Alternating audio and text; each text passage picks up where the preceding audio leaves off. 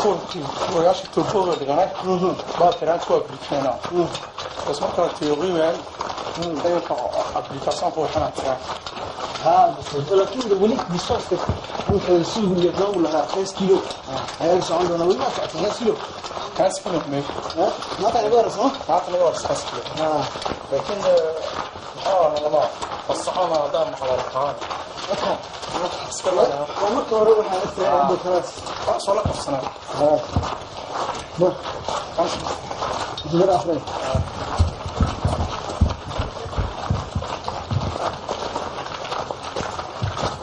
أنا علي هو كذا هاي أنا جالس أفكر على كتير ها كنت بفكر كتير لا شنو لا والله بفكر كورة اللي ما تكنس فيه وتعمل سنة لا إنسان من دعوة الله ما شاء الله donc tu lui restes sur deux dollars il a 5 ما شاء الله هذا حبيبي لا 5 عادي إيه هو يصير أطراف إيه كل حبيبي كذا ظهر يصير واحد حرب اللي كم بتين علم الناس اللي يصير هذيك بالأمر هذا عاود علم الناس اللي يصير ها كورة كيف عم بقى سد التلان بيده وتخلص من الله عنده تمام صح حاجة تيجي أبغى تشوف كم نزلت أوكي يبان أبغى أكمل قبل عايز كده بشكل صوت مهم وسيلة لا بحور نعاود هذيك نقول راح نحضر بدك تنتي نسحب برسم حن هديله هذا نصنا عمره ها أنت عندي محل بدل ما ذكر مسمى هذا ما في الأول رصيد الماشي جد أنا بحلم الحلال على كم مقدار ما تبي كوب والله الدين ولكن الدين صعب شوي أحيانا كذا أنا سكر قصة واحد كل يقول له والله عبدو إذا ما كان عبدو كان باني كم ياسين نيم كان كيني هو ياسين يا أخي ما إذا عبدو ها والله والجالسين هنا عبدو له يجي يتعصب مش ورنا برافو وين برافو أخوان بدأ حسن عبدو من يجيب حاجة الدائرة وراك خلاص يسوي غير قصري بروبلم قصري شوف معايا يوم هذا ستة ونص عليه والله ضمننا إن شاء الله السلام عليكم إن شاء الله خير يا دكتور أيوه ونص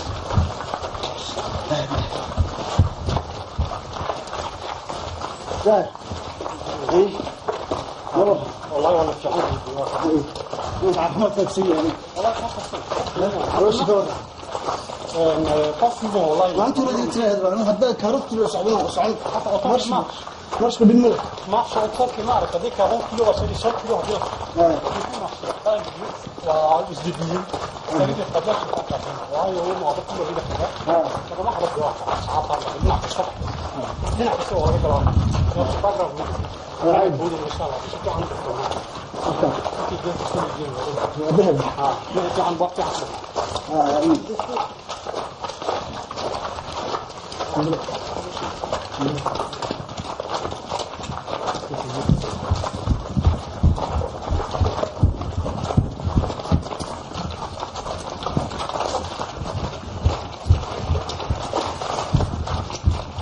مالتنا فرق الآية عليه فيه كاس كيلو هنا لو تنهي أبول هذا أسبر اثنين خلاص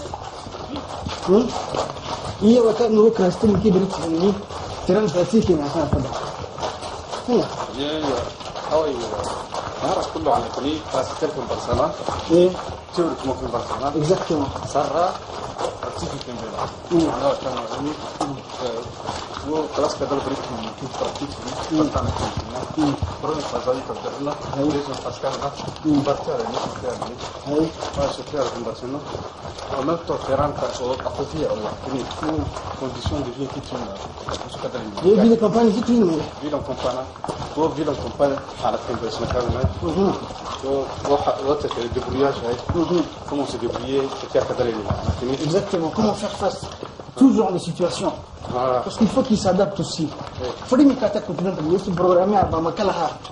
Pour les kata guida asgari. Exactement. Prisonnier de guerre à Kouda, tout le monde Kouda.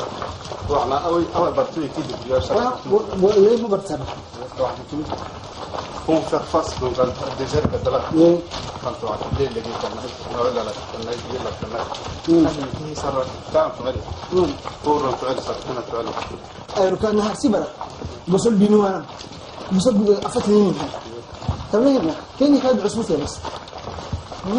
جاء أصبح احنا عرفت داي برشلونة شيء لو كان برشلونة صار بريتوفر أنا ماله أوتوماتيك موسين خير روك الفدي متوجه هسا كنا عارفين فاس كان برشلونة إذا تفتح هذا اللي سوينا مرات اللي عثمان برشلونة هسا بروني فاس برشلونة صار اللي سوينا مرات كل برشلونة خير إن شاء الله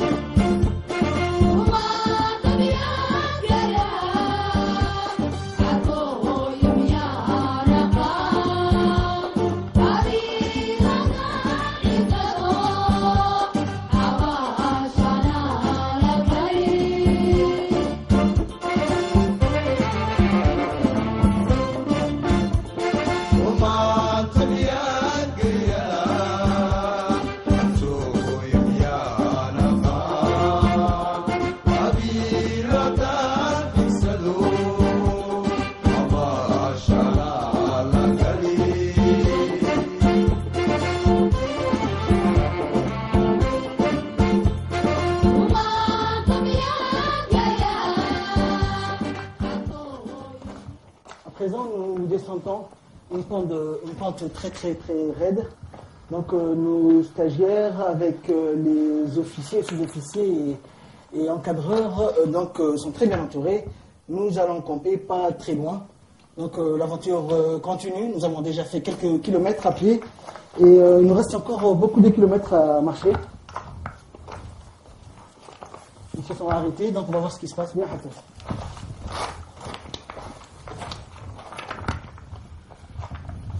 on va descendre pour voir ce qui se passe exactement.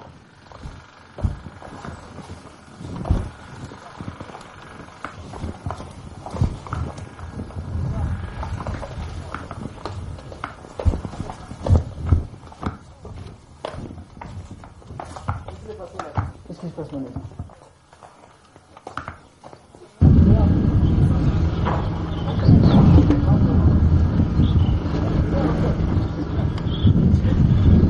Comme je vous disais, c'est la première fois qu'ils empruntent ce chemin. Ils découvrent ce chemin et les encadreurs essaient de les guider comme ils peuvent.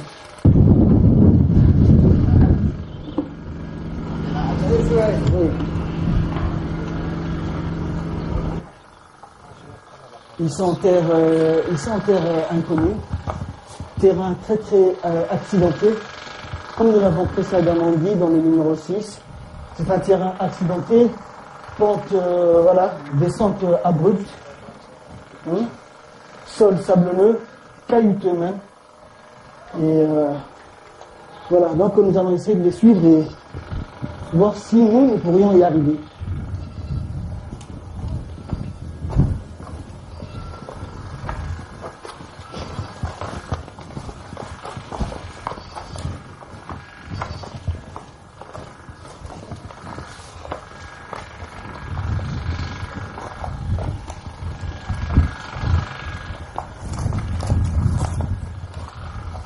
هاتي.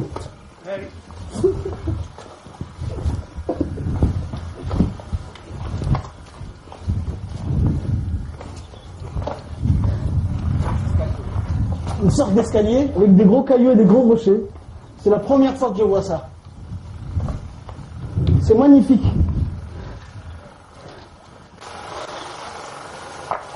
Un plan comme on n'en voit jamais. Ils sont en train de marcher sur le flanc de la colline.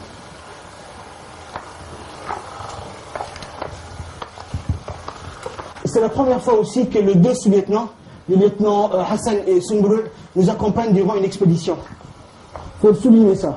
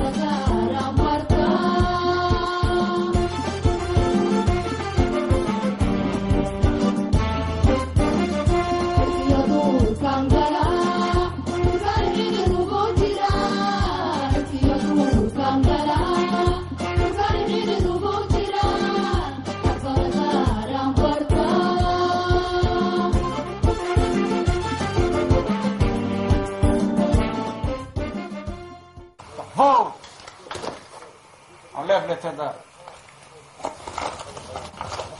Les faces au soleil, mais faut tenir les coups.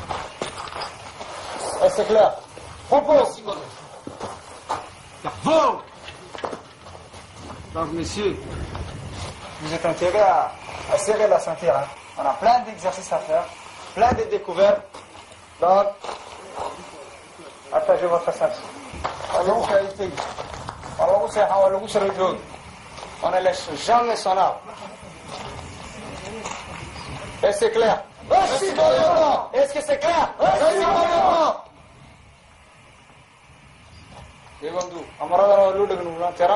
Il a besoin de disponibilité. Le